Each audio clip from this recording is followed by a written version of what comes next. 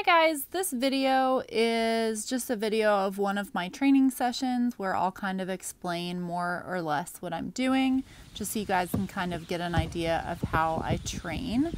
This is Finnick, and he has been working on standing on this box for a couple weeks now, and he's totally comfortable putting his front feet on it.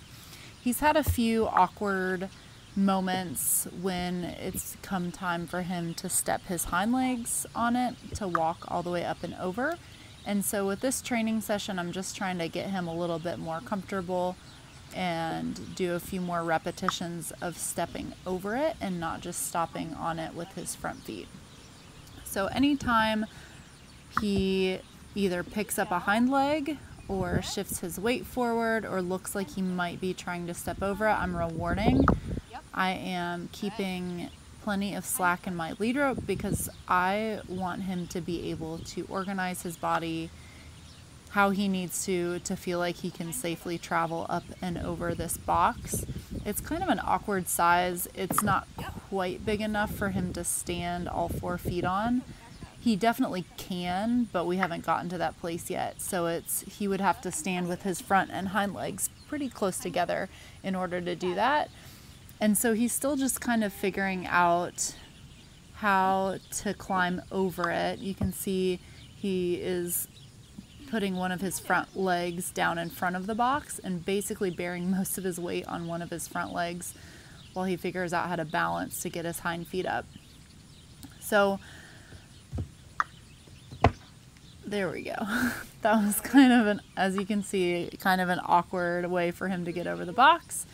And not the final goal, but I'm rewarding him for trying, because every time he experiments a little bit and gets over the box, he kind of gains more tools of how to do it better.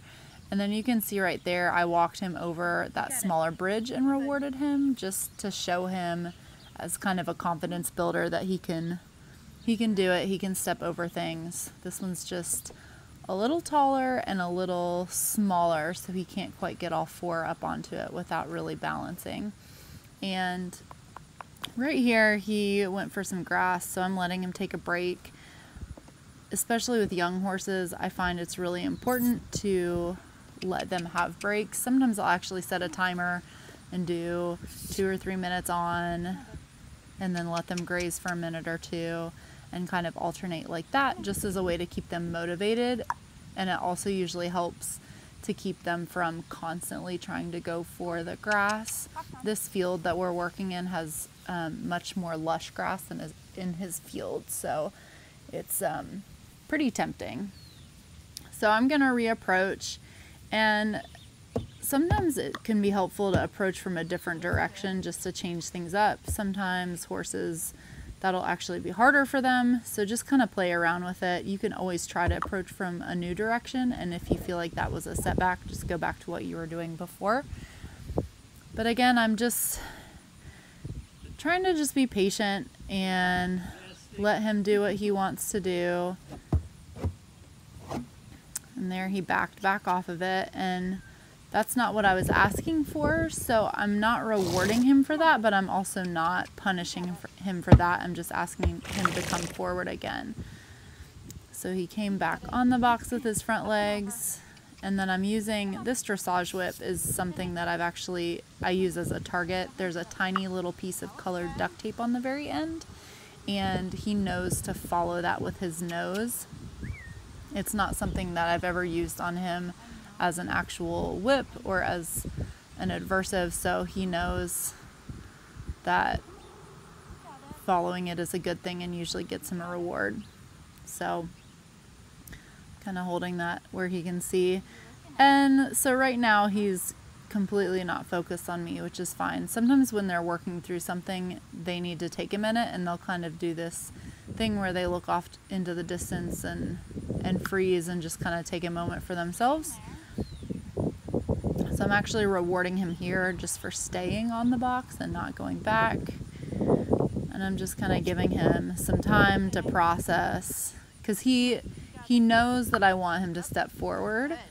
He's just trying to figure out how to do it.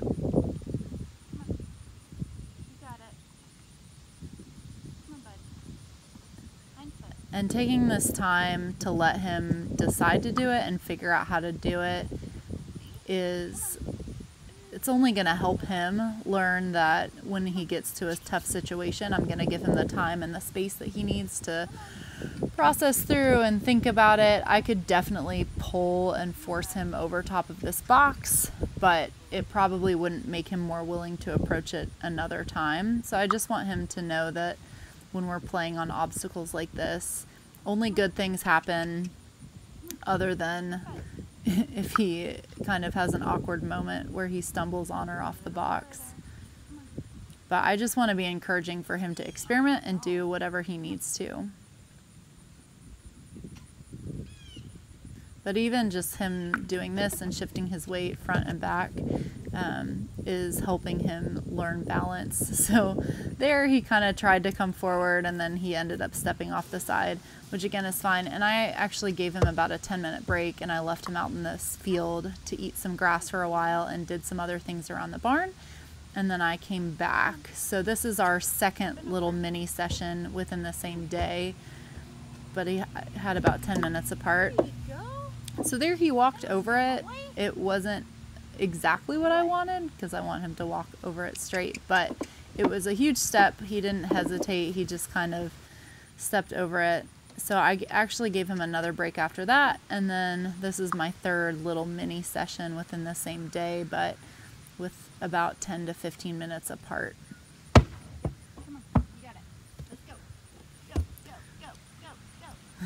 So here I'm just trying to like encourage him to have some forward motion. Yep, hind foot.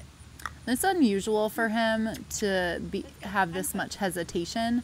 He's usually pretty brave and curious to try whatever, even if it is a little awkward. So this kind of allows me to know that this is something that is actually pretty challenging for him. Hind foot. They don't get a lot of practice unless you have like steps built into their walking around area. They don't get a ton of practice actually stepping up onto things.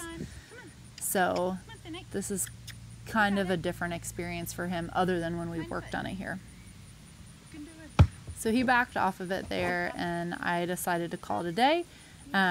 It's important just to like figure out what finished looks like. And for me, it looked like him getting on the box and then getting back off in a way that allowed him to still be calm and okay to approach work again. So I'll continue to post different training sessions of me working with Finnick and also with some other horses, just to give you guys an idea of how I train and my thought process. Thank you guys so much for watching. Feel free to leave a comment if you have something you would like for me to cover in future videos, and I would love it if you would like and subscribe to my channel. Thanks.